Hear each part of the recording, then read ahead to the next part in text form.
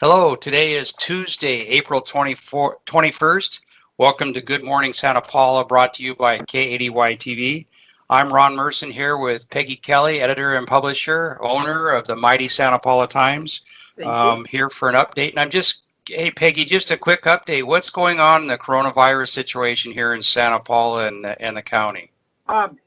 Well, it's good. I mean, we have our ups and downs, but Santa Paula still has 6 cases, and then the county itself has 428 cases, and they only went up 6 overnight. We haven't increased. We still have 13, unfortunately, that passed in the county from the virus, and it's the interesting status is I ran some numbers, and since the county first confirmed the first case of the coronavirus on March 6th in the county, we've had an average of 9.3 cases a day. So when you look at it that way, that's a lot. I mean, every 3 days, because it's over nine cases a day, every 3 days it's about 30 cases. So it's just been amazing, and the amazing thing too is that we are so low compared to other areas. We have a lot to be thankful for, and we've got a lot to thank our citizens for, and our community for, and the county for. And we really have. Ventura County's a model for the state of California as far as the coronavirus response goes. Yeah, I think so. I agree with you on that. Mm-hmm. That's the update about the coronavirus, but also in the Santa Paula Times, it'll be coming out tomorrow. In addition to the coronavirus, what can we expect to see in the paper tomorrow? Well, basically, a lot of our coverage still is coronavirus, COVID-19 related. We've got a story about Blanchard Community Library and how they've stepped up with other libraries, and the project was actually started at the library by Justin Formanek, I think his name is pronounced. Really nice guy. He's the adult librarian, and he had started making face shields and comfort bands for first responders. So they've been doing these on 3D machines, and it's really a fascinating technology. It really is. And so they were able, and then they joined with the STEM ambassadors, they're called, other libraries and the Ventura County Unified School District. And they went ahead and produced like 3,000 of those shields in less than a month. I mean, it's amazing. And they're going to be taking on new projects. We've got news about just on that, on Justin, sure. the library had one 3D printer, but didn't they get like 5 more were loaned to them? They were lent to them by the Ventura County Library System. So when they heard what they were doing over there, they stepped up and lent him many more, and they've fulfilled their orders. They finally ran out of materials. They're waiting for more materials. And what Justin did was he donated the few leftovers that they didn't have anybody had an immediate need for to bus drivers, which was very nice for the bus drivers, and they're frontline responders too. So that's really been nice. So that was good. And then we reported on a lot of the food availability. That's a separate story about where people are getting food.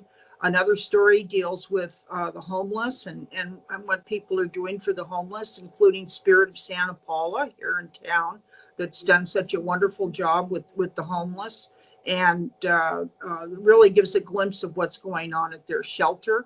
We've got a story that's a little unfortunate because it's from our deputy district attorney, who is Mike Jump, who is a native and resident of Santa Paula. He's a lovely guy, Mike Jump.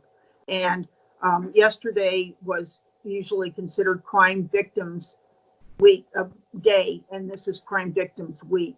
And this is the week that they reach out for advocacy and help and honor those who are survivors. And of course, they had to cancel all the ceremonies because of the COVID-19. But in the briefing yesterday from the county, Mike Jump went into detail, and all the Ventura County Family Justice Center, which he is the director of, and others that offer services, have seen an increase of 15 to 20% in reports of battery and sexual assault and elder abuse just in a month. Yeah. And that's really tough. Yeah. That's really tough. So we've got a pretty detailed report on that, plus places that people can get help and reach out. And it was very interesting because Mike pointed out that people have to be sure that they have privacy if they're going to try to help themselves get out of the situation. Yeah. And I never thought of that. They have to be able to ask for help. They have to be able to have secured computers, secured internet, if that's what the method, because very often they're being spied upon, or so that's not the best news, but at least we know those resources are out there, and that definitely is the good news. And they're trying to make them themselves more and more out there, as it were, to let people know that they do have a place to go, and literally and physically they have a place to go. Plus, they also are urging anybody who suspects anybody is being abused to give a call and try to help these people before it turns into something that's violent and perhaps even life-threatening. So that's another one.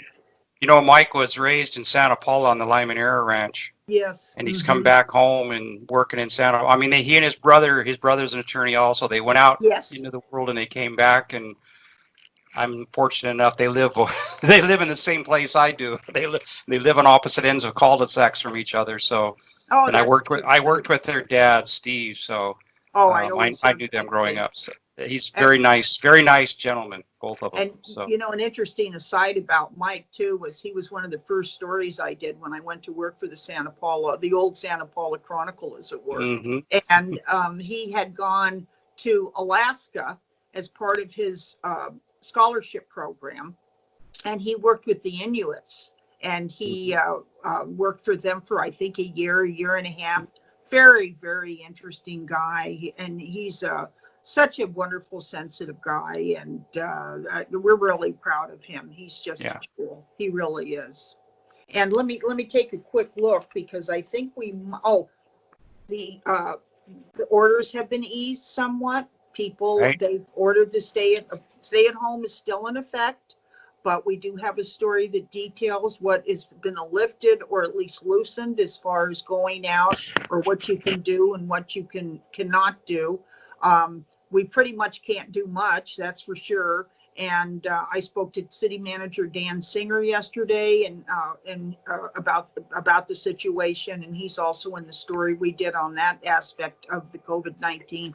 And he said it's just so hard on our businesses now. Things have just been so hard on our businesses. So everybody keep that in mind, that they've got to try to go to business whenever they can. Go buy a car, go to a restaurant that offers takeout. Just go do a home project. We have places that are open. You can buy materials for home projects. Don't worry about your nails. You won't be able to take care of that at the hardware store, but they don't do those kind of nails. But we've got a way to go before we can start looking human again. Yeah. I heard a story today. Yeah, I heard a story today about two girls, and the older sister did a makeover on her sister on her face with magic markers. With magic markers? Anything that has magic in it always sells when it comes to beauty care. Anything with magic. So magic markers, I might even try that. Well, this is a great update for today. Thank you for your all the information, interesting stuff. Looking forward to reading the paper tomorrow. And we'll see you in a few days again. Take care of yourself. Yes, because Thursday we'll be going ahead and we'll be visiting with the city officials. So that's great. Good. And that's always good.